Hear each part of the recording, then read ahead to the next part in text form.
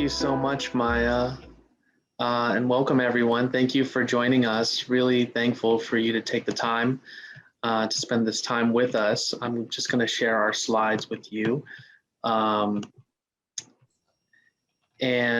Before we start, we do want to acknowledge our presence on Indigenous land.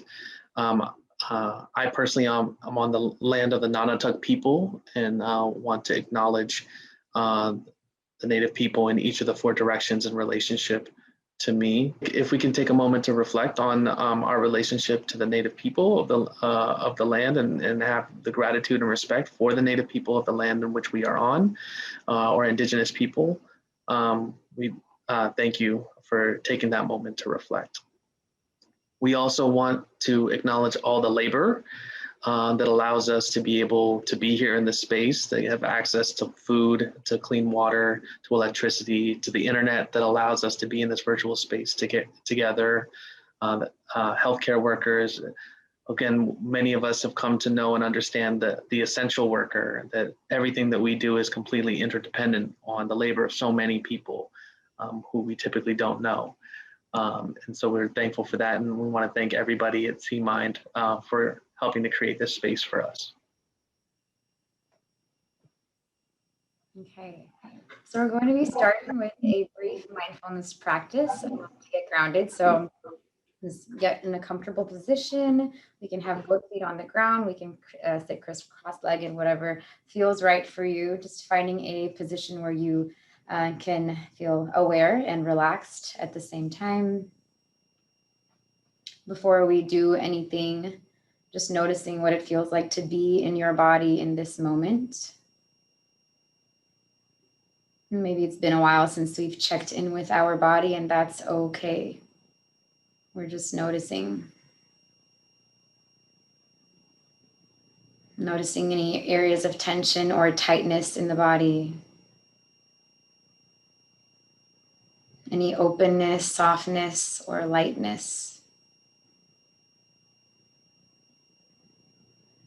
Creating space for all of these sensations to coexist. Relaxing the shoulders down and away from the ears, softening through the arms, relaxing through the fingertips, maybe wiggling through the fingertips. Relaxing the chest, letting go of the stomach. So notice if we're constricting our abdominal muscles, we're just letting the belly go.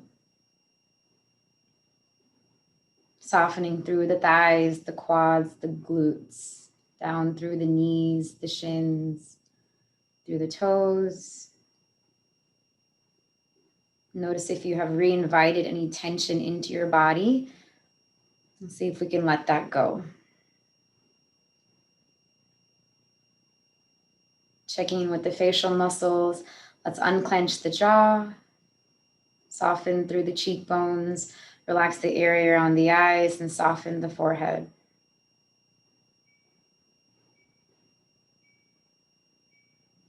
Once again, noticing what it feels like to be in your body in this moment. Without judgment, without criticism. Just non-judgmental, open, curious awareness.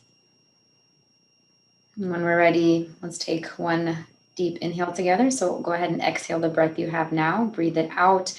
And then on your next inhale, big belly breath in, expanding the ribcage out to the sides of the room. And then exhale, release, letting go, softening. And one more time, deep inhale into the belly, into the chest, maybe into the collarbones and the shoulder blades. And then exhale, release, letting go. Allowing your breath to return to a normal pace.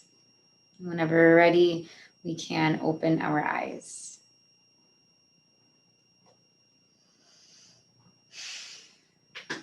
Thank you all for practicing with both Amer and myself.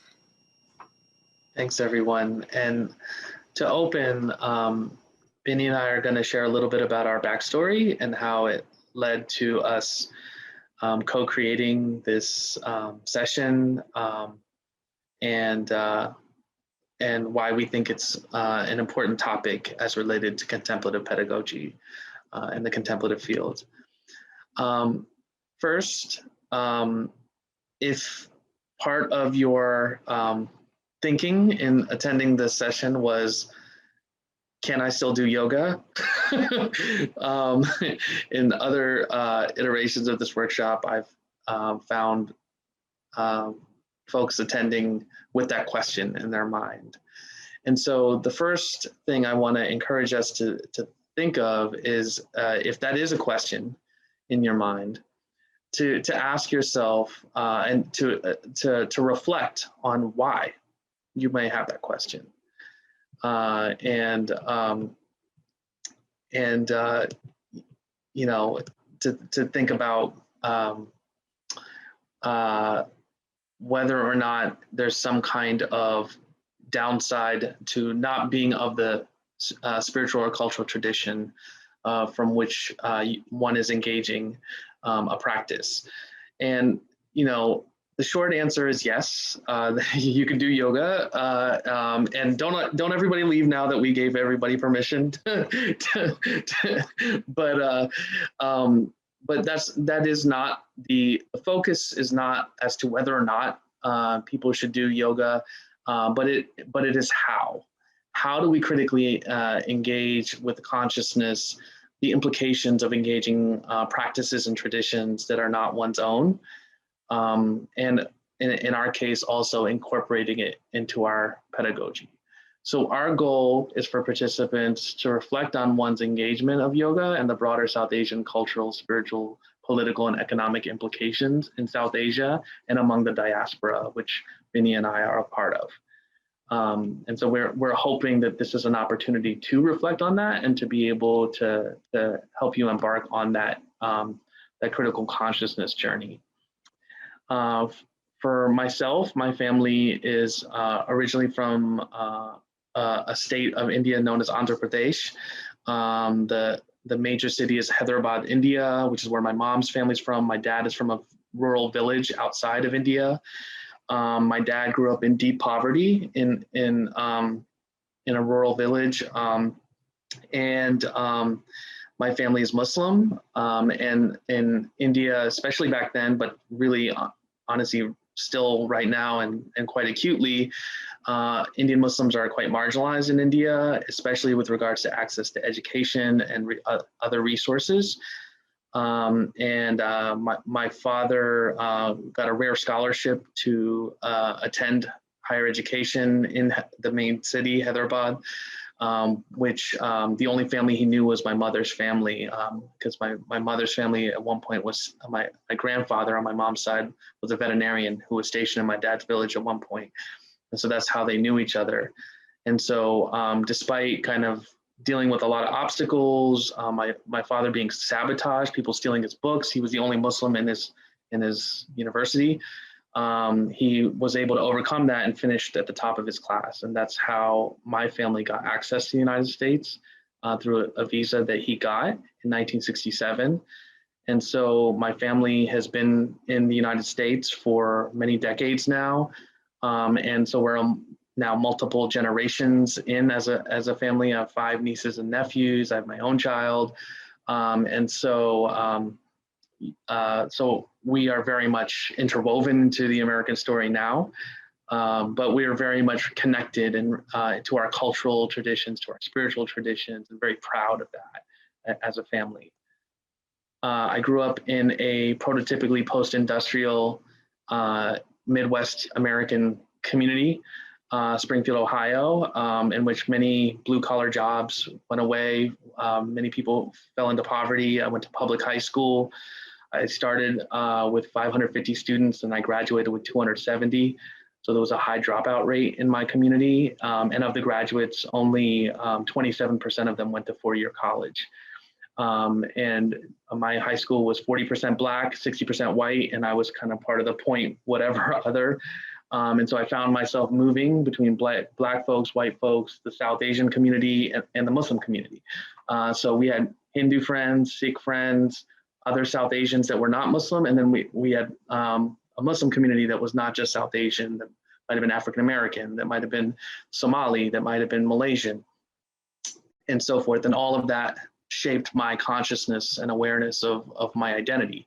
And all of that was within the context of feeling quite different from the dominant culture, and oftentimes questioning and viewing myself negatively in relationship, particularly to white Americans, because I was questioned a lot as to my identity and why we did things the way that we did and so forth.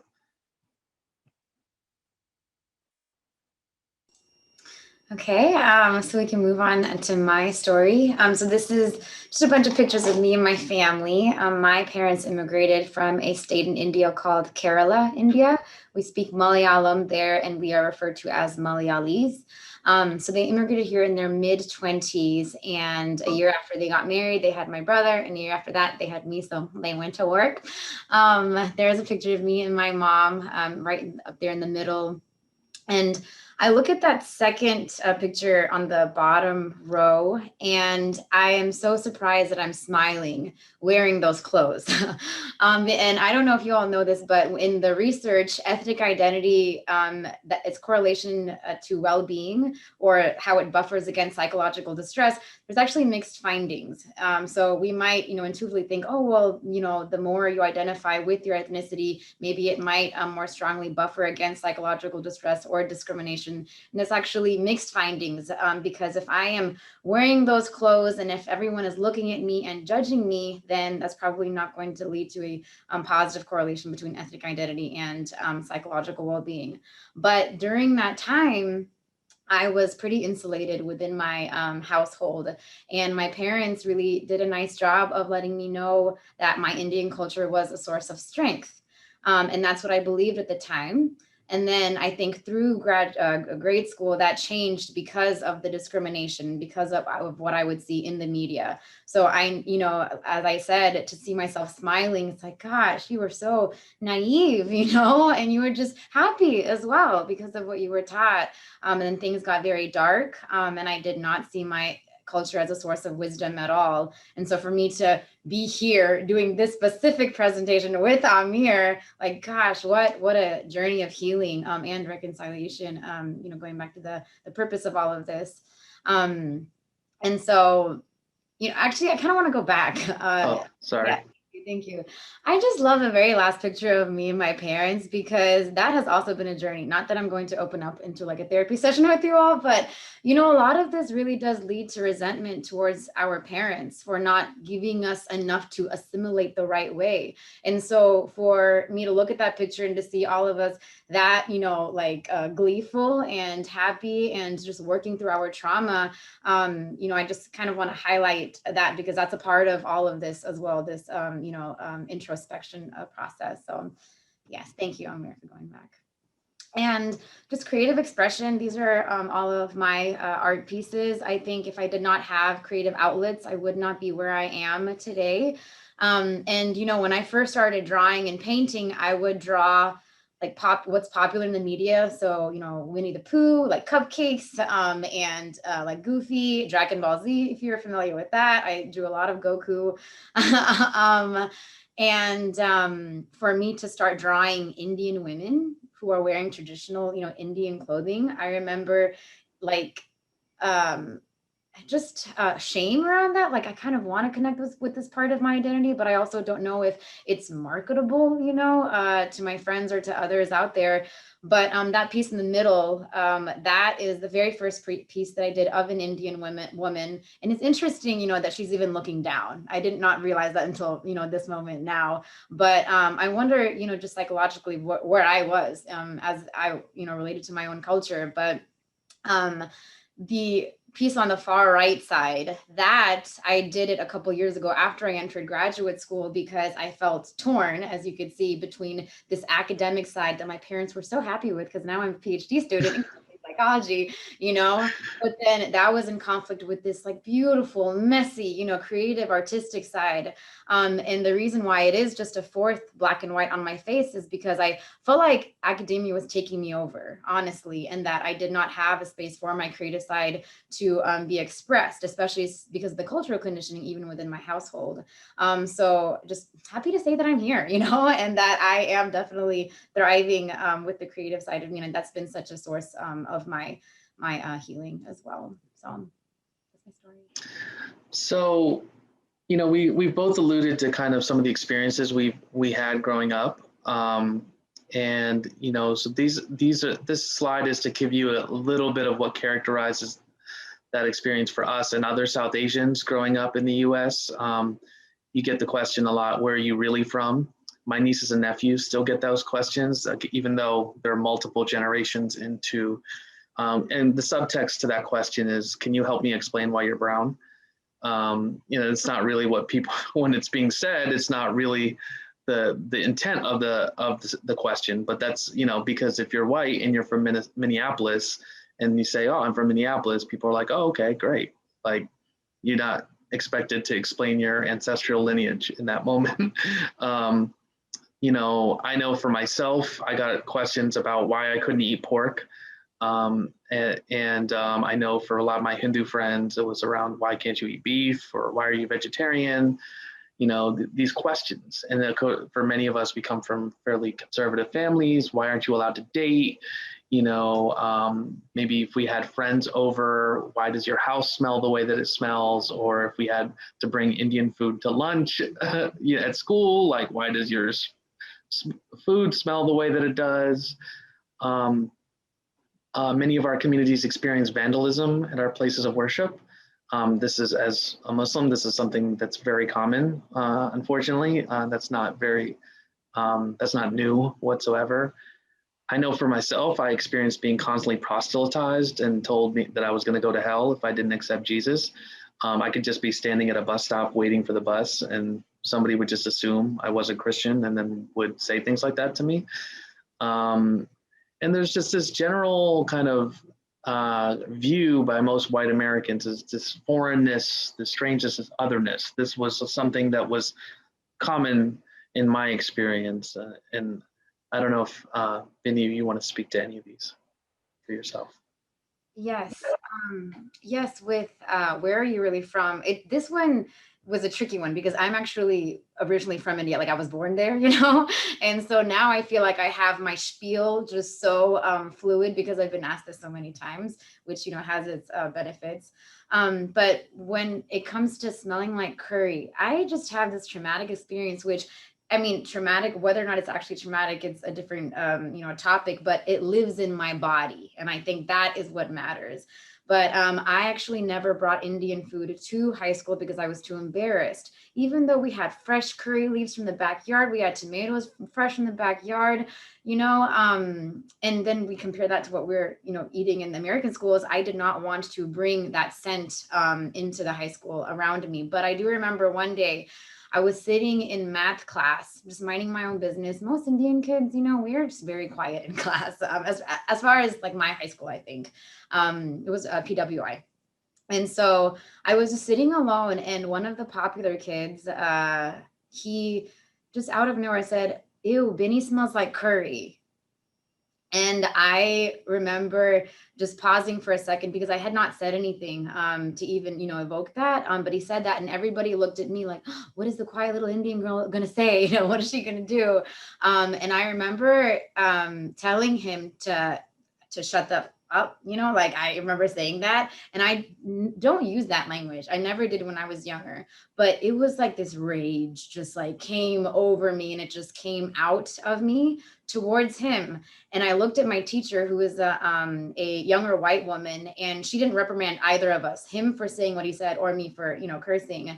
But I'll never forget the way that she looked at me. She said, with her eyes, I understood it as, I see you. I see you. And that was painful. And that helped. Could she have done more? Yeah. But did it comfort me to see her eyes? Yeah, that it did. But that still really lives in my body. Let's see. And then the Apu thing, which connects to the next slide as well. So I don't know if we want to transition. Yeah, just, to know that for a long time, that was our only representation in media, and which was is a very stereotypical character. And, I encourage you all to see The Problem with Apu documentary that is by an Indian comedian. And the person that does the voice for Apu is actually white. And so it created this whole consternation around the idea of this character and the problem and what I know for myself, that was something that I navigated in terms of that being the representation and people thinking it was funny. Like that, I actually used to, in high school, I used to joke that that my family was like Apu's, and that, and people would be like, "Oh, does your family work at the convenience store?" And again, that was our only representation in media at that time. So we were just this character, and it's kind of two-dimensionalized. It was not much representation. Yeah, I'm glad, Amer, that you mentioned like you kind of playing into this, because I did as well, because over time we noticed that, oh, this is what makes people laugh. And that equals, this is what makes me valuable. I'm in this space and I can use, thank you, come again, that line in order to get that reaction. And so I would do the same thing, but what a dehumanization process that we're also totally playing into. And that is, I mean, again, masking all of these different layers of trauma. But the man who actually did the voice of Apu, he was recently interviewed, and he was talking about how these days Indian kids have so many different role models, in media. And back then it was Apu who was the role model. And he said it was done with love, and it's just like, gosh, it was done with love. And our culture was diluted into, like Amer said, this caricature of what it means to be Indian, when it's this deeply spiritual, rich, culture as well. So, yeah. Yeah, and so all this kind of internalized kind of realities to our experiences in many ways has, resonates when we see quotes like from Frantz Fanon, a post-colonial theorist, who said the oppressed will always believe the worst about themselves, right? It's this internalization. And it's coupled with the fact that we are of a colonized people. And so these mindsets are embedded into us, including the idea of light skin being more beautiful and preferable, and dark skin being more ugly and not preferable. And this is not a subtle thing in our culture in terms of the way it's talked about. It's very, very overtly communicated that when my family would go to India every 4 years, and we would always go during winter break. So I was always lighter. And so the first thing my relatives would say to me is, you're so handsome, you're so fair. I mean, they would say those things together. And many of you are maybe familiar with the skin creams and things like that. All of that is vestiges of a colonial mindset, of the colonization process and the mindset. Yes. Yes. So even within my own family, so my mom is considered light skin, and my dad is considered darker skin. And so I'm considered darker skin, and my brother is considered lighter skin. And so growing up, I would constantly hear from my mom, oh, you've burnt, you got too burnt, or like, oh, why did you get so dark? This was constantly, I mean, daily. Yeah. Stay out of the sun. Yes. Yes. Which even now, whenever I go into the sun, that part of me is like, will I get too dark? Like, what is that threshold where like I'm unattractive or undesirable? And so I really have to do my work of checking myself as well. But I'm just thinking about a story when, as far as like internalized oppression goes as well. So I'm a fifth year, student now, but I remember my first time teaching a class on campus. This is the first 5 minutes of my teaching career ever. I was teaching a diversity course, and most of my students were young white women. I had 28 students, 27 of them were young white women. And I wanted to build rapport with my students. I wanted to seem like the cool yoga teacher, also teaching, also doing therapy. And so I mentioned yoga in the first 5 minutes of my introduction, and a student interrupts me during my introduction, and she says, so do you have like really cool yoga clothes? And I remember just oh gosh, here I am feeling so confident and competent. I made it here. I'm teaching. I feel powerful, goddess-like. And then I'm just dwindled down, not even to the yoga practice, but to what I was wearing and what I own.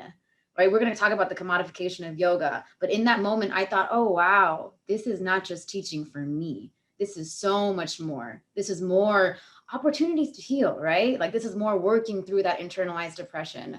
And so now it's like, I'm working through it, but I know that each semester I teach, there's going to be a whole host of issues that comes up, especially with our current, socio-political climate. Yeah, and one other dimension that I think is important to acknowledge around the colonization experience and the ways in which we've internalized it, and as South Asians, and a lot of times we haven't healed or articulated it, is that due to the partition of India and Pakistan and what became Bangladesh later, is that there are 1 million people died in that process. There are so many traumatic experiences as a result of that, and in our culture, a lot of times these things are not talked about. So the depth, and then those of us who are the children of immigrants, a lot of times we don't know even what questions to ask to learn and understand the depths of trauma and internalization of colonization that exists in our own families, right? So this is, but all we know oftentimes is how it translates into the behavior that is directed to us. And we think that's normal because it's communally reinforced by our uncles and aunties from the community, right? And so it's very difficult to really understand the ways in which these things come from a colonized mindset when you're just growing up and all you're really seeking is your approval of your families and your community, especially because that's told to you as being the most important thing in our culture. Right. And so connected to that, and we've kind of been alluding to it, is that there is this history of colonialism, and there was this, and the partition is a reflection of the divide and conquer strategy of, and in many ways, Gandhi's movement was in contrast to that, was trying to create a sense of unification amongst us as South Asians, and that we were all part of the same people, even if there were differences in our faith traditions, but that there was a cultural connection that we all shared that made us all Indian. And so there was obviously different dimensions beyond just South Asia. There's the Atlantic slave trade, but then what's oftentimes not paid attention to is the ways in which Indian and Chinese exploited labor was exported all around the world, particularly by the British, to places throughout Africa, Caribbean, and so forth. These laborers known as the coolie. The other thing that is important to know is that in the United States, we had a construction of whiteness as a concept. Europeans didn't come to the United States thinking of themselves as white. That was not an idea in Europe. This is a US phenomenon. And originally people like Irish people and Italians were not, and Jewish people were not considered white. And that changed after the US immigration policies changed in 1964, because you had to be white to immigrate to the United States until 1964. So the reason why my family was able to come in 1967 was because the laws changed. And that was the beginning of the process of legal immigration of non-white people. And that was a process of the line of whiteness moving in America. And over time, slowly Irish people and Italian people and Jewish people became absorbed into this notion of whiteness. And there's been this extraction of resources from our ancestral lands, and India was one of the wealthiest places in the world, and the Kohinoor diamond is kind of representative of that. It's in the crown jewels, and it's considered to be the most valuable diamond in the world. But it's representative of a larger wealth extraction that happened. Just if you looked at India when many of our families came, it was wide scale poverty, and really a result of that colonial process. And if you don't have a sense of the scale and the extreme of poverty in many parts of India, it's really hard to grasp just the extreme implications of this colonial process and what it left behind in terms of the type of human experiences and indignities that people have been left with in many parts of the world. And after World War II, the U.S. kind of inherited that colonial history because Europe was decimated by war. And we engaged in neo-colonialism, and we overthrew dictatorships and installed overthrew democracies and installed dictators in various places in the world. And so we're living in kind of a legacy of 500 years of this process, and again, in which whiteness is kind of positioned as on top in that process. And then I think sometimes our story as South Asians is kind of written out of that conversation a lot of times. And in so many ways, I think it's probably true for Bini and I both. I think we've talked about this, about really, it took us a while to even own how we fit into this racial reality and mix, and to be okay for us to own our experiences in these stories and in these conversations and in these processes. And so, and then for me and most South Asians, 9/11 was a real seminal point in which it wasn't just kind of some of the elements that we've talked about, but it became a more acute experience of racism, in which racial profiling, especially for men, became a very prevalent aspect. Every man in my family has been on a flight watch list, including my nephews from the time they were 6 years old. I have experienced pretty traumatic experiences of racial profiling. The worst experiences is when traveling in and out of the United States. I stopped going to Canada for a long time because of the experiences. I lived in Michigan for a long time. I just stopped going to Canada because a lot of people do that, but it just wasn't worth it to me anymore. And so there's a lot of people think Islamophobia is something that only Muslims experience. So non-Muslim, like people who are actually the community that is subject to the most violence are Sikh Americans who are of a different faith tradition from India, Hindus, Arabs, non-Muslim Arabs. And so there's been this more acute experience of being brown in America for the last 20 years. And the kind of profiling and discrimination that comes with that. And so in our climate of mass shootings that have happened in the last however many years, what I've noted is that we all know Aurora, we know Tucson, we know Orlando, we know these many incidences, but we never include Wisconsin, which was a mass shooting of a Gurdwara Sikh temple in Wisconsin that happened. But then also, again, there's been increase in the last 4 or 5 years dramatically of violence directed towards South Asians and those who are perceived to be Muslim in that. So the experience of racism really has evolved, right? I can draw a line in the sand of what my life was like before 9/11 versus after. It's just fundamentally two different experiences.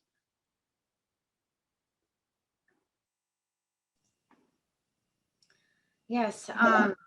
So with that line before 9/11 and afterwards, I know my brother and my dad particularly faced more racism and like these comments specifically towards my brother around him looking like he was a terrorist. Like that word was thrown around a lot as well. So I don't know if Amer, if you had that, but that was yeah, without question.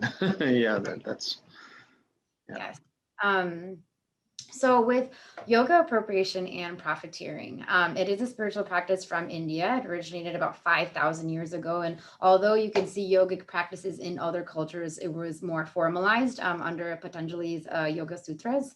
And it is being diluted as it's being commodified in the United States and in the West as well.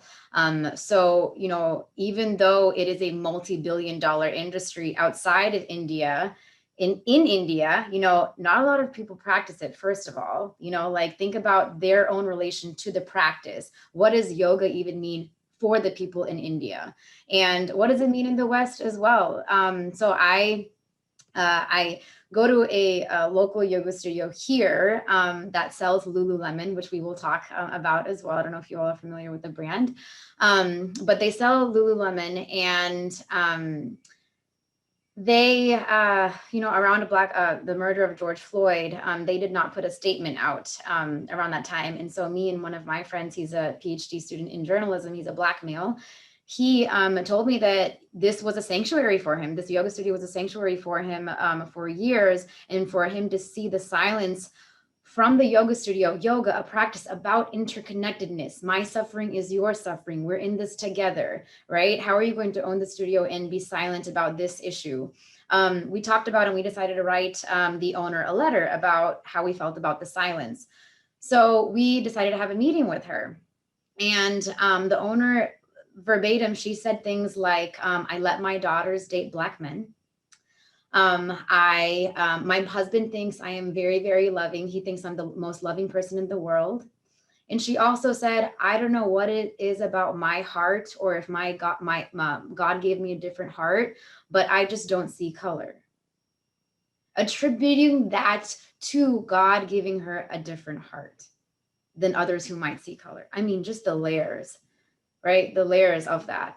And this is where, like, I feel like my therapeutic skills really come into play, because what I really want to say is, what the hell, and just go off, right? But therapy is telling me, tell me more, right? Like, what's your story there, And it's like, sometimes I don't want to do that. Sometimes I just want to, like, shake somebody, right? But this is also about business. And I also attend that local yoga studio, and I don't want to stop my membership there because I do get benefits from it. So, it's multi-layered here. But eventually what ended up happening was I ended up attending one of their yoga teacher trainings, and more problematic things were said even in the training. These are with mostly white folks who want to become yoga teachers, okay? And I remember telling my clinical supervisor here at the counseling center, this is a lot, Samantha. Like, I feel like I'm in this really cool position where I have the therapeutic skills, I'm Indian, and I teach yoga, and I feel like I'm obligated, to serve the world in this way, because who else is going to do it in an empathic and compassionate way, right? And so Samantha, she really empowered. She's a white woman. Love my supervisor so much. She told me, do whatever you want. Like, what can your body hold right now? So she really empowered me to make this my own journey. And so now me and the owner, are actually, and this is where the problem becomes more real. It's not about left versus right. It's not about up versus down. But it's about, some people on the left have problems, and some people on the right, they can, they also have, like, good points, right? And so this is a nuanced situation. And so the owner of the yoga studio ended up working with me. She's paying me to provide workshops for the community, yoga students and community members, on discussions around race, around politics, around internalized depression. So it's like, she says these, problematic things, and she's offering to pay me to facilitate workshops on, gaining critical consciousness is really what this is all about. Right. So it makes the problem much more real. It's not about, ostracizing anybody. It's like, okay, can we come together and work together as well? So that was just a little bit about my story of teaching, in this white yoga world. Something else that happens is pointing to that very last point. I think, Amer, you have some experience here too. But I think one thing I've noted is that, as a social justice educator and work in diversity, equity, inclusion, I've been to social justice conferences that do morning yoga for participants, and it'll never get named that it is a South Asian spiritual and cultural practice. And so I think what it speaks to is the ubiquitous nature of yoga, that even folks whose lives are oriented around social justice don't view it as something that needs to be acknowledged as a spiritual and cultural practice that comes from a particular tradition of people and of people that have been colonized, and so in general, I think what we're hoping that you get is not to point fingers at people, but it's just to kind of highlight the disconnect that exists between the realities of South Asian people in India and in South Asia and in the diaspora of our experiences, in contrast to the ways in which our culture and traditions can get consumed. I know for myself, sorry, I'll go to that in a second. I know for myself, you know, we mentioned some of the things that we experienced growing up, but when I got to college, all of a sudden being Indian was a cool thing. And that was the first time I experienced that. And people would be like, oh, like your family's from India, you've been to India, like have you met with a guru? And I did not. Like we're Muslim, so we don't have gurus. And people would ask me if I've smoked opium there, which was like I couldn't even conceive of that idea. There was then there's an exotification experience. So I would get asked by white women around like if I knew the Kama Sutra, and I'd be like, I'm Muslim, and this is pre 9/11. They'd be like, what's that? Because at that point, most people had not even heard of what a Muslim was. So there was this kind of weird disconnect of like feeling othered your whole life, and then in these other spaces, it's this suddenly this cool thing, you know. But yet this disconnect, because for me, I knew I was in my mind, I'm like, what India are you talking about? Like, because that's not the India that I'm like, I don't know what Shangri-La Fantasyland, like. And I think for a lot of people, if they saw the struggles that so many people, I mean, for me, going to India was like coming to reconciliation around the extremes of the human conditions that some human beings on this planet experience, and realizing that the ways in which my family or I would have struggled, and then my obligation and responsibility of what I'm supposed to do with my life because of the opportunity I'm given with my life. And so to hear India talked about in this kind of disconnected way was always very jarring for me. And again, including going into social justice spaces and seeing that disconnect. And then the other piece of the commodification component that Bini was referring to is the irony that on top of the appropriation that happens, there's also the exploitation of labor that happens from places that have been colonized, including places like India and other places in South Asia, in which some of this industry is benefiting from. So it's this compounding effect of beyond appropriation, but also exploitation of labor. And again, it's not the only industry that does that, but the irony of this industry that is literally drawing from this spiritual and cultural tradition, also exploiting labor from the people from which the tradition comes from.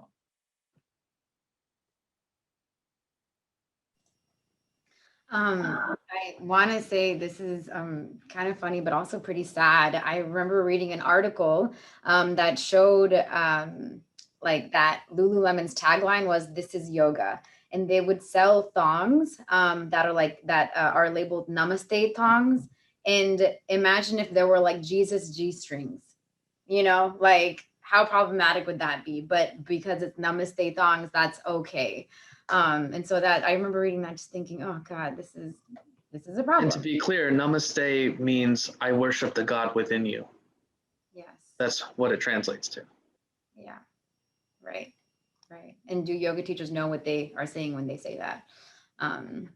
So the commodification of culture, capitalism transforms the sacred into a commodity. One thing that I want to say about this is that, well, first, there is no pure form of yoga. I think some practitioners think that we need to go back to this pure, authentic, traditional form of yoga. First of all, yoga is a way of life. It is a spiritual discipline. When we look at the way that Buddhism and Hinduism and other cultures look at yoga, it is a spiritual discipline. It is not just about the pose or the asana as it translates. And so when we think about practicing yoga, Amer said it is about the how. Are you engaging in this ongoing investigation of what yoga is? And how do you relate to the principles, and the yamas and the niyamas of yoga as well? And how are you not practicing it? So, a lot of yoga teachers use this idea. You practice on your mat, you take what you learn and you apply it off of the mat. I don't see that a lot, otherwise I would be a beneficiary, like of that practicing off the mat, but I don't see that. It's definitely a fragmentation of the self, and it's a way to practice self-care in an individualistic way, right? forgetting that our breath is connected to the breath of the person next to us as well. And so with the idea of pure form of yoga, because one thing I want to do as well is call myself out in this as far as how I'm practicing yoga and how I might be diluting it. So I don't know if you all know what trap yoga is. Raise your hand if you have heard of trap yoga. Okay, what about trap music? Okay, so let's just start there. Amir told me that I might have to define what it is. First of all, trap music, there are so many different definitions of it, but usually it includes hip hop, rap, some R&B as well. A lot of it's usually instrumental music. As far as the content and the lyrics, that spans across. I mean, it could be really dirty, to just instrumental music, So I think this is where it gets a little bit a little messy as far as like defining what trap music is, but usually it's involves a lot of hip hop and rap music. So trap yoga is yoga done to mostly hip hop and rap music. That's what it is. And now we're getting into this space of, okay, well, are we diluting the spiritual practice? And I know something, that's important to me is to provide healing practices to communities that may not have access to it and increasing access to the practice. And so I teamed up with two of my peers who are two Black women, also counseling psychology. And they wanted to talk about appropriation around Black culture and hip hop music. Yeah, we can connect there. We can talk about the appropriation when it comes to yoga and Black culture. And there's an overlap there. I don't know how many times I've seen a Black person, an Indian person, pair up and, partner up when it comes to dismantling oppressive systems, but the fact that we're able to do that was a cool gift in itself. But are we diluting some of this? I would say yes. Because if there are certain lyrics that are mentioned in a trap yoga session that, might take us away from the practice, yeah, that's kind of problematic. And so what me, Robina, and Alexis ended up doing was we held the trap yoga session, and then we saved 10 minutes at the very beginning and 10 minutes after to talk about what is the problem here. And if you all have some thoughts on this, I would love to engage in some dialogue. You can call me out, and I'll, continue to do the work of how can I do this more appropriately, But right now we're kind of like guessing and checking, right? This goes back to the idea that there is no pure yoga. There's no pure form of yoga. So we had a conversation about, appropriation around Black culture, and then we debriefed afterwards. And actually, I put up a flyer of the trap yoga, and one of my friends, originally from India, she messaged me privately, and she said, "Hey, Bini, I just want to let you know that I'm feeling kind of uneasy about this, and I know your background, I know your training, so I trust that you're going to, do it justice, but make sure you're not diluting it, And so she said the word trust. Right? There's a relationship there. She feels comfortable calling me out. I'm trying to build relationships with these other folks in the practice as well. So I think a lot of this leans on trust, building relationships. And are you being thoughtful throughout all of this? Or are you just posting something about goat yoga and then never mentioning the word India? So there are different ways to go about this. Yeah, and I also want to speak to the broader South Asian beyond yoga, the broader appropriation and commodification, and again that cool factor of like wearing the bindi, wearing henna, and again these things are tied to spirituality and the sacred and traditions, So henna is normally used in ceremony, right, in wedding ceremonies and so forth. The bindi is worn, and again, it's a symbol of wisdom and knowledge and spiritual commitment and tradition. And you see the Supreme hoodie. Supreme is a very trendy brand, very popular, very expensive, and they have a Hanuman monkey god, Hindu monkey god on there, and I don't think that Hanuman is on that hoodie for some kind of spiritual sacred reason. It's just kind of being bought and sold as this cool thing that's disconnected from the sacred, disconnected from its true meaning and tradition and connection to the people from which whose tradition from which it comes. And so this is what happens when commodification happens, is this severing of the relationship between the sacred and the image, right? And then you can turn it, you can slap a price tag on it, and then and make it a commodity, right? And it's translating that commodity and disconnecting it from the sacred. And this slide, Bini and I wanted to give you examples of things that we came across just in the last few weeks. So the image on the right was at a store that I was at in Burlington, Vermont a month ago. So it's not like, you know, these are kind of anomalous things. We just go random places and we come across stuff like this. And Bini, I know you saw this in the park, the left one in the park. Yeah, I just want to like emphasize that we did not, you know, look for this. We did not Google these images. Yeah. We just happened to come across them in the last month. Amer texted me that picture and I was like, wait, let me show you what I just, you know, came across. So I was just taking a walk in the park, okay, literally. And then I see this sign, kindly bend forward and pick up your dog's poop, free yoga. I actually called Columbia, that's where I am, Columbia, Missouri. I called Parks and Rec here and I let them know, like, hey, this sign is problematic. The first question was, what's problematic about it? Okay, so I shared a little bit there. And then the woman on the other end of the line, bless her heart, she said, oh my gosh, the person who signs off on marketing and signage materials, she's very, very sensitive to diversity issues. She's totally going to understand where you're coming from. I'm sure that it was just meant to be humorous. But I think when she said the person who handles this is sensitive to diversity issues, I was like, oh, this is problematic. Obviously, it's systemic, right? If she thinks she's doing one thing, but she's actually doing something else. This is the implicit, you know, nature of all of these things. So hopefully they take the signs down. I don't know. We'll see. This is a fight.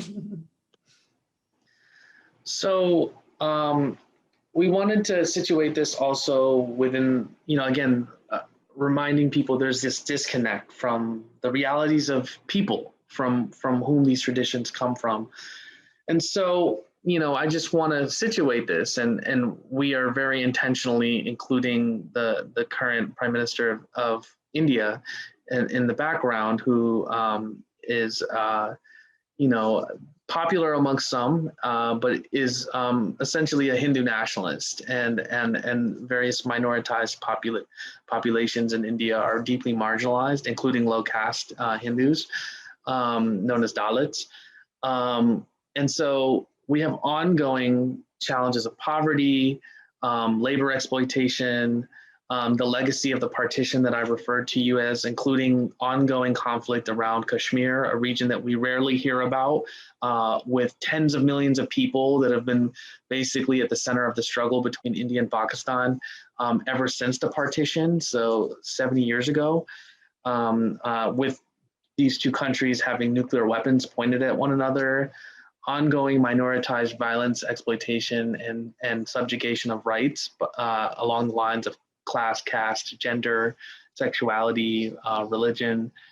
There again, and the idea is that these things have been happening parallel to the rise of South Asian appropriation and in the West and in the United States in particular, with kind of this disconnect and not aware of like many of the realities in South Asia, the civil war that happened in Sri Lanka, the challenges in Nepal around some of the Maoists and the royal family conflict and the earthquake, and more currently the pandemic, and just how it has utterly ravaged India in so many horrifically challenging ways, and again disproportionately impacting the poor and the marginalized.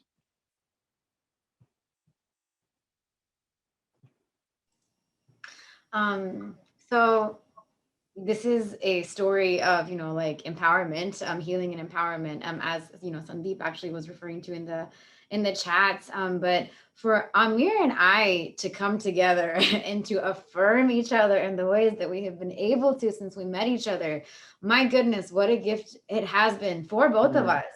Because Amer told me this all the time, I never thought I would find somebody who aligns with me in the way that you do. And I gave up hope, as well. I think we both kind of gave up hope there. But Amer actually came to Mizzou to do a talk on yoga, and I was like, oh, okay, another brown man. Okay, let's just check it out. But then he's like spitting poetry, and he's talking about his personal experiences. He's, very like personable, and I'm thinking, wow, he reminds me so much of myself. And I know it was, similar, Amer, for you, when you kind of learn more about myself. And so I think for me specifically, what I want to touch on is creativity, like just to keep this authenticity. I think for me, creativity and spirituality are so intertwined. When we think about music being the voice of God, or visual art being the paintings of God, in order for us to listen or tune in to what Spirit is saying, we have to have done the work. We have to be doing the work of clearing so much of, the trauma, or making meaning out of the trauma. And so for me, creativity has been a way to do that. And then just reminding myself of the idea, again, going back to what's happening in the chat, for us to just like be healing through our words and affirming each other in this way, is remembering that my healing is your healing, and we are all in this together, and that, the liberation is interconnected. I think sometimes when, South Asians come to America, we become so about either pleasing, our families or assimilating. We totally forget about the healing process and what that looks like in cultivating our own individual authentic voices. And so just to really remember that we are a part of something larger, even outside of our specific, Indian communities, that's been really important for me. Yeah, and for me, there's been a pretty elaborate spiritual journey. When I was in college, there was a period I didn't identify as Muslim anymore, and I started studying Hinduism and Buddhism, and I actually did a research project in Nepal on the coexistence of Hinduism and Buddhism that exists in Nepal uniquely in the way that it does there. And actually that kind of ended up causing me to reconnect to my Islamic spiritual roots, mostly through Sufism. And so I had this kind of elaborate journey in a way in which I felt this connection to these other South Asian spiritual traditions, but so that I can identify as a Muslim, but yet still connected to these other traditions and feeling a spiritual connection to them. And that all shaping in my overall holistic understanding of what it means for me to be South Asian culturally as well. But then this is the piece in which I really want to bring it back to thinking about us as contemplative pedagogy practitioners, is that, again, as a person working on diversity, equity, inclusion, I was working at UMass Amherst, and I'm pretty sure Maya knows the story, that there's a group of people that come together at UMass Amherst around contemplative pedagogy, and they used to actually meet in my office, in the same suite of offices that my office was in.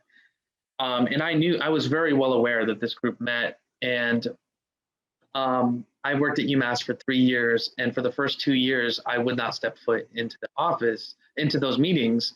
It was all white people, some of whom I had really great relationships with, and I really thought were amazing human beings and really awesome. But for me, based on everything we just shared with you about my journey and this experience of being South Asian in relationship to this stuff, and how I had been navigating this and what was still in my body around this, was that I was very much questioning, what did it mean if I joined this group?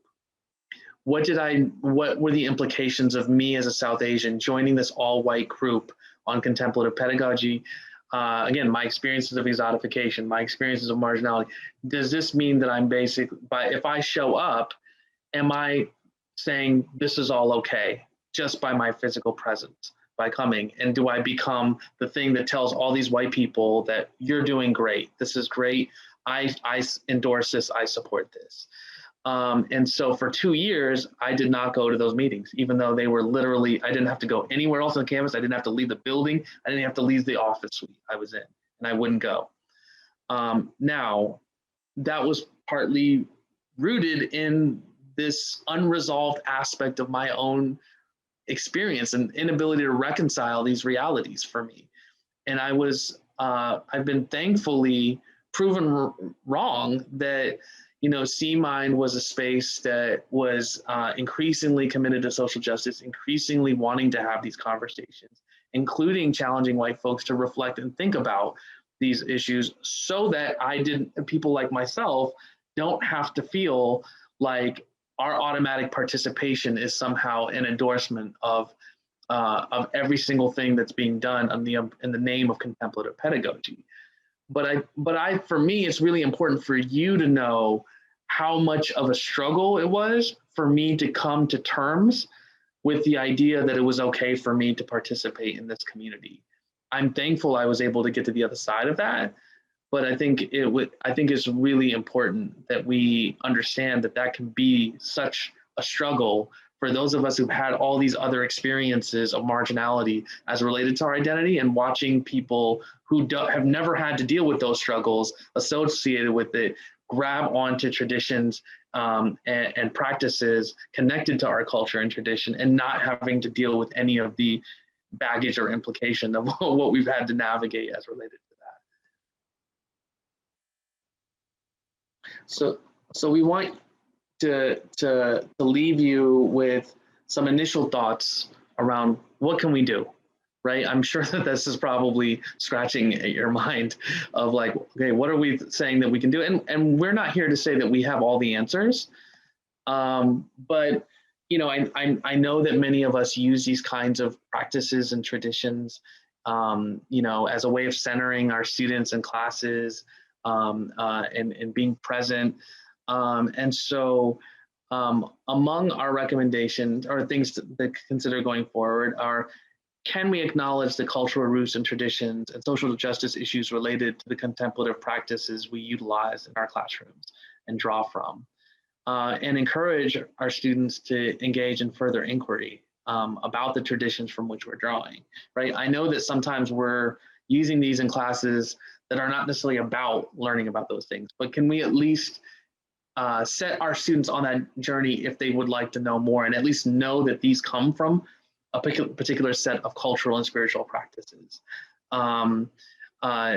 To learn more about the issues related to, in this case, South Asian cultures and traditions. If you're drawing from a practice that's from a different tradition, you can find, learn more about the issues that are impacting other cultures and identity groups. Buying products that are from more ethical sources and labor practices that are not perpetuating some of these problematic inequities and capitalistic dynamics as related to buying products related to yoga or other cultural spiritual practices. And then engaging in yoga communities with strong cultural and spiritual connections and roots. And I know, Bini, that's something that you've been trying to cultivate. I don't know if you want to speak to that at all. Yes. Well, one thing that I want to mention is, as we do, share these practices with students and others, just noticing what comes up for you emotionally as you do acknowledge the roots of the practices. Like, is there resistance? Is there excitement? Is there, like a fear there about how you might be judged? So just like tuning into what's happening for you in your body, I think that has been helpful to do. So as far as engaging in yoga communities with strong cultural and spiritual connections and roots, get to know people, again, like tune into your body, like have you talked to the people who are from the countries that have originated some of these practices. So we're not making friends to, pick somebody's brain, right? Or become educated, but we're building relationships to broaden our perspective.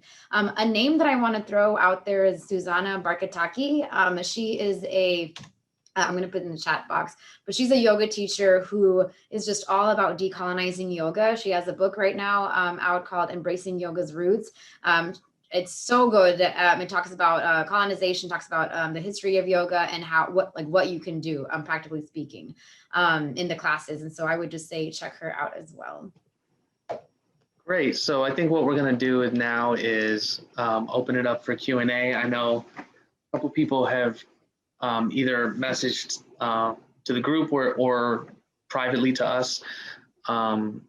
with some questions. So, and discussion. I mean, this is not just about us being somehow experts or something like that. This is just, it's really about opening up a conversation. I think we're very curious about where you're at and what you're thinking and feeling as related to this conversation. Would anybody like to begin?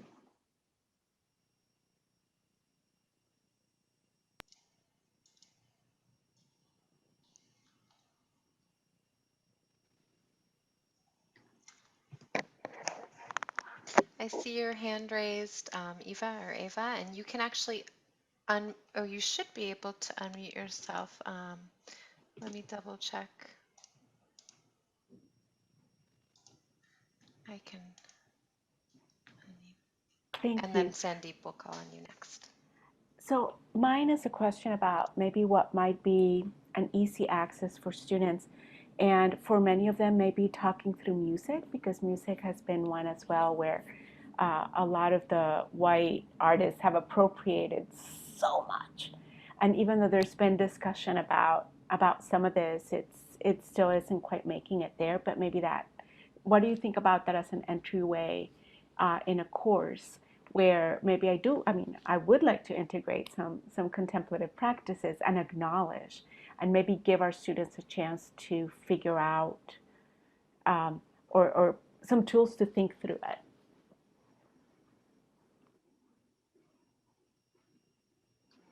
Any thoughts or? I'm thinking about the humanization. What does that look like in this process? Can we bring these people to life? You know, what are their histories? So now I'm hearing a few different paths where I think your question might go. Is it white people singing like chants and like mantras and stuff? Or is it bringing in other people who are Indian chanting into the classroom?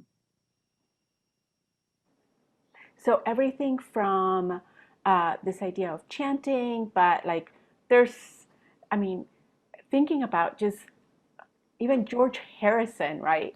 That has had to admit that, that he's integrated all this music and was kind of forced to acknowledge it because he wasn't, at first kind of not doing it. But he at least is one of the popular ones that where that's come out.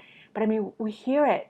It gets sampled, and then there's everything that's happening with yoga as well. The music that's being brought into spaces where practices are happening, as well as sort of white musicians creating yoga music where they're just taking from religious texts and all sorts of different traditions, and both musical tradition, religious traditions, and like dumping it all together. And so I was just wondering if like any ideas that you might have as to how to open up a space that is already maybe more accessible for students to consider how some of these appropriations are happening.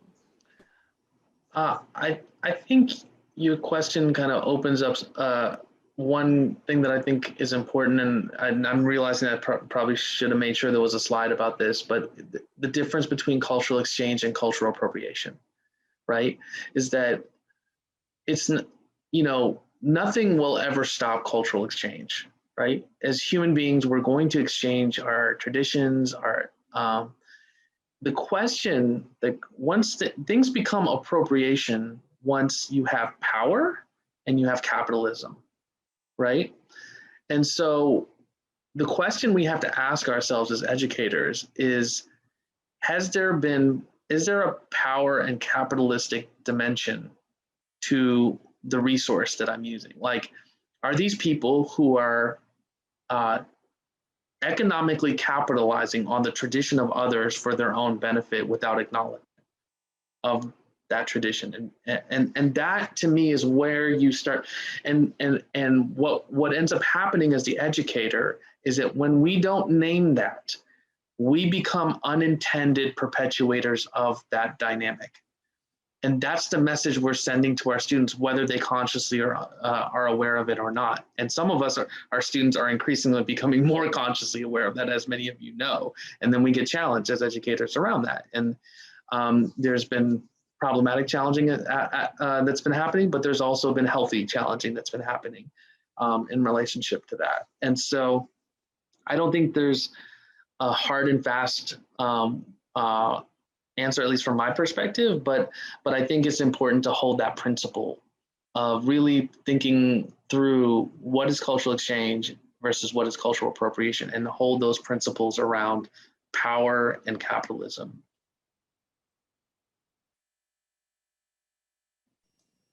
And I just want to add, with naming power and capitalism, with just bringing the story up as well. And so I think that, you know, it's ask the questions, but also just, I always go back to psychosomatics, so just like noticing what's happening in your body, and like, how comfortable do you feel even talking about, you know, some of this content as well. And, you know, journal about it, talk about it, become comfortable with it before you start telling another group of people how to perform that as well, you know, or how to engage as well. That's, I found that helpful.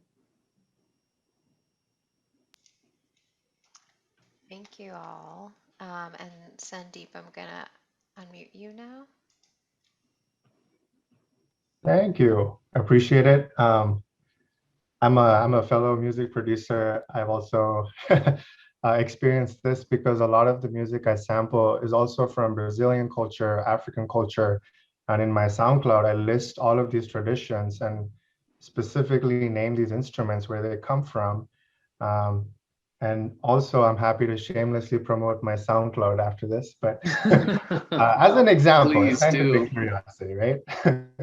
I'm really grateful for this session. I was feeling so much in my body, all of the tension in my fascia, my shoulders, my heart racing. It's also a little bit of caffeine maybe involved, but I'm grateful because now I have a way to speak. I have a language. I have words to connect with these tensions in my body. So I'm grateful for that. Thank you. One thing I'm trying to negotiate is that I have a lot of friends who do yoga, and then I'm forced to connect with. I grew up in India. I moved here when I was young. So I'm forced to connect with a lot of that knowledge that I wasn't connected to. And I find myself, why should I like go through this sort of forced learning experience so I can educate these people? So I'm feeling that a little resentment in that sense. I wonder how, if you had any advice for that, and I have one more question. Well, I can share. It's less of advice and more of just empathizing with you, because when I did this yoga teacher training, I told them explicitly, hey, most of you are white, and I hope that you don't take this in any other way that it's intended, but I do not want to get certified in America. I am not going to be learning yoga, you know, from a white yoga teacher. And I feel, to go back to what you were saying, I feel inferior because they literally have more language around this practice than I do. But I'm trying to resist that, you know, that perpetuating of the cycle. So it's like, it's so messed up. I've had the exact same experience. This is surreal to hear this outside of my head. Yeah. And for me, I mean, a part of it, and this is probably not what you want to hear, something, but a part of it is like avoiding those conversations, or like setting my boundary and saying, no, I don't want to have this conversation with you because you don't even know what the hell you're talking about, you know, either. And so, but then how does especially when you hear our language mispronounced? Oh my God. Yeah. It's painful. It is. And I like to talk about the emotions. Like if you're open and available for that, like I usually discuss my own stress around just even engaging in some of this, because that makes it more real as well. So this conversation, you know, I feel blank having this conversation with you. So, you know, that process can be helpful. Amer? No, I mean, that's all I can, I mean, it's like I can really, there's been these situations where I'm in these spaces and I'm like, why am I the one that's being made to feel so strange right now when everybody around me has no idea what it is that they're drawing from, and I'm somehow being, it's just these weird through the looking glass experiences and moments that are just really upsetting. And I don't I don't always have words to explain. I mean, you all just said things that I'm like, I haven't fully had words to express around how what these experiences have been like. Mm. No, that's helpful. I found myself explaining too much. Maybe I overextend myself. You know, maybe that's a way to protect my boundaries and establish that, hey, do your research and come back to me, and I want to hear what you think, right? Instead of, I mean, I've tried to tell people, I'm like, I was raised Muslim. Like, this was not part of my thing. Like, you know, like, why are you looking at me? You know, I grew up in Hyderabad, so I know exactly what you're saying. I was exposed to the Sufi culture early on, but I barely understand it. I'm just learning it. A part of that. We're all as South Asians still learning about each other in so many exactly different ways, right? exactly, because we're so incredibly diverse, you know. Exactly. Thank you. Another question I had was maybe like conversation templates. Like it feels like not thinking about having these ready in your head gives you space to process emotion and process what's happening in your body. So you have a few words you can use. Do you have any of those, or is there a way to create these so everybody could benefit? I'm happy to put in some time. I have some resources on having difficult dialogues, and I have some articles just generally around South Asian identity development that I could send, if that sounds okay, Sandeep. Yeah, that's perfect. I can put in my contact information. Awesome. So there's a couple other hands. If it's okay, Sally, can we go to Lisa? She private messaged me, and then so I asked her to share the question with the group.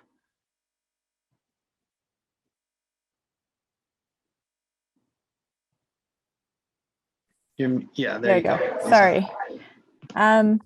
Yeah, so the question I had was, do you think it's possible to engage in some of these contemplative practices with South Asian, roots as an atheist or in the absence of a spiritual practice? Because my understanding is that there's some practices like mindfulness-based stress reduction that deliberately remove the spiritual component to make it kind of more palatable in like a Western healthcare or education context. And that I'm just wondering what you think of that process.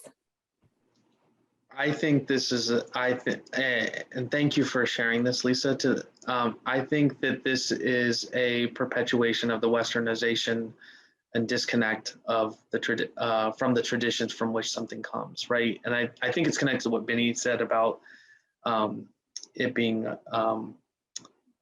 holistic way of life. But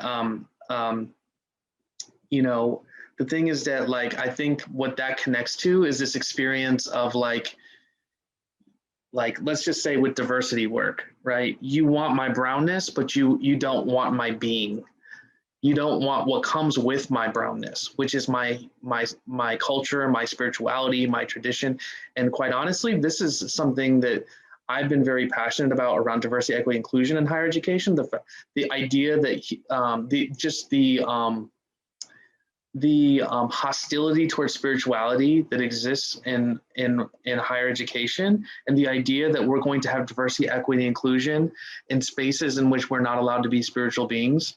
How are you going to ask most people of color, based on the traditions that most of us come from, to segment that off, right? And so this segmentation, I mean, that is part of the violence of the Western colonial process, the segmentation of the spirit as related to the land for all indigenous people, the segmentation of property and land as this is your property, this is my property, the segmenting of disciplinarism, that this knowledge is separate from this knowledge. That is all a white patriarchal heteronormative system that we are all in, and we have to contest this. We have to contest the segmentation of reality, and the thinking that we can divide parts of ourselves up. What I've been saying in DEI work is that if we do this, when we separate spirituality, you're asking people of color to come in, and it's the equivalent of saying, cut your arm off and then come into our institutions and be a whole person. Like, it doesn't mean that other people can choose to be atheists. Other people can choose to not have a deity. That's great. fine, that's something that you deserve to do. But please don't take our traditions and segment it off from the people in the embodied lived experience of the people from which the tradition comes from. You know, and that to me is, there's a violence to that in the psychology of that mindset that pervades our systems in our society, including in higher education. And I've been trying to contest white secular humanism and the ways in which the demonization of spirituality that's happened. And one thing that's oftentimes not said, the subtext is like, because if when you do that, you're basically dismissing all indigenous people on this planet. By definition, it won't be said, because like we don't want to sound like we're not supportive of indigenous people, but at the same time, that's essentially what's being said, right? And then there's these declarative statements said about religion, right? That religions teach the one true way and this and that or whatever. I'm like, I don't know too many religions or spiritualities that teach one true way. I know of one, but you know, and so there's all this kind of irresponsible way of engaging and segmentation of reality that translates into a violence that so many of us experience in these systems and institutions. And so I think it's really important for us to have these robust, it's an epistemological conversation that we have to have because it translates into whose dissertations get approved or not, and who's, you know, like I was told, why are you including religion and spirituality as part of your research topic in my dissertation topic? Because my dissertation was about Islam in Black America. And so, and then I get penalized for, I'm like, is religion and spirituality not worth inquiry? Academic inquiry so there's all these different kinds of ways in which this dynamic is manifesting in our institutions that I think we have to confront.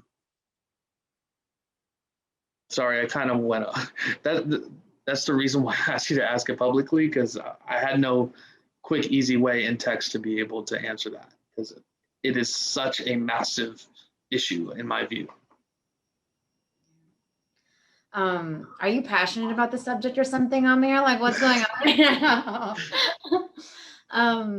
I think, you know, I feel similarly to Amer, and I think one thing that I would add is what is spirituality and what is mindfulness? Like, what are we even talking about? You know, because mindfulness, we can talk about just our connection to the breath. For me, you know, as somebody who identifies as, you know, like atheist on some days, agnostic on other days, worshiping a tree on other days, you know, like who knows, it's very, very fluid in my world, you know. But I think for me, it's about interconnectedness. Some religions and spiritualities emphasize that we are one, and then other religions and spiritualities really have a way, a magical, messed up way of letting you know that this is your path to heaven. Right? This is what you need to do for your people to get to heaven, you know? So for me, when I think about mindfulness and spirituality, because I think your question, the way that you worded it is, can an atheist practice yoga? And I had this like, just empathic, like, yes, we need everybody in this. We need everybody to engage in these contemplative practices. But in that, some of this gets diluted, which I fall back on the principle of interconnectedness versus spirituality and religion, because I think things get kind of messy in my head, at least, you know, for that. So that's the only thing that I would add. I think we could probably do a whole nother webinar on mindfulness and spirituality, as that is something that comes up in many conversations in our community for sure. And Sally had a question, yeah.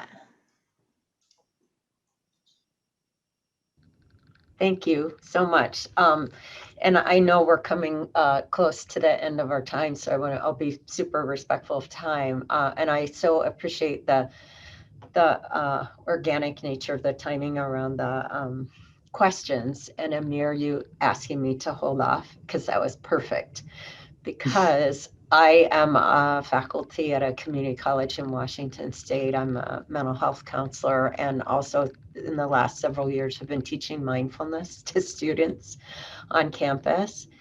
And over this past year, I applied and was granted a sabbatical for this upcoming year, because I've had this huge awakening and awareness of how mindfulness as a form of appropriation from Buddhism. And I came to the work just through my own spiritual practice, having been raised a Catholic. That did not work for me. Seeking some spiritual meaning in my adult life, coming to Buddhism and meditation, finding great help with that, and then wanting to share mindfulness practices with my students. And so I just want to say how valuable this has been, and that I really appreciate the time. And I would love in some way to stay connected, Amer and Bini, to just get information, share information as I'm delving in and doing research about the mindfulness appropriation specifically. And the kind of the theme that I was able to explain in my sabbatical application was that decolonizing the cushion and decolonizing the mind, so that's the way I could communicate it to the folks that were reading, without sending in a 100-page sabbatical application. But anyway, so I don't know if I have a question, but just a comment and just genuine enthusiasm, and thank you. Well, I know I'm not trying to purport myself to be an expert. I just want to be part of this conversation. And I think we wanted to situate this in terms of how this connects and relates to our identities, knowing that, with mindfulness, it connects to Buddhism and other cultural and spiritual traditions that are not necessarily our own either. But this is like just basically one thread of this broader conversation that I think is really important for us to engage in. Yeah. Bini? Thank you. Yeah, thank you, Sally. And I know that you asked for contact info. I don't know if Amer, should I put our emails in the chat, or what do you think? That's fine with me. I mean, whatever you're comfortable with. I didn't want to be assumptive, but just, but again, for me, it's just about being in conversation with this community. So because I want to be really clear, I don't view myself as an expert. But we're so thankful that you all have decided to show up and be present and engaged. And Bini and I have talked about this many times. We're just so thankful to have the opportunity to be able to do this, because we've so rarely had the space to do something like this. And so thank you so much, everyone. Thank you, Amer and Bini. It was great to meet you through this webinar. I have a lot I feel like I want to say, but I can't put it into words other than thank you for sharing your stories with us and your experiences. And I would love to include some of the resources that were mentioned in a follow-up email. I know, Bini, you talked about a resource for difficult conversations. If we could include that, I think that would be great. And contact information, we would be happy to share it there as well. So everyone, thank you for showing up and being with us today. And we will be sending a link with the recording and resources. Amer and Bini, as you know, I hope that you submit a proposal to present at our fall conference. And everybody else, look out for that as well if you'd like to engage in more of these kinds of conversations with our community. Thank you all so much, and be well.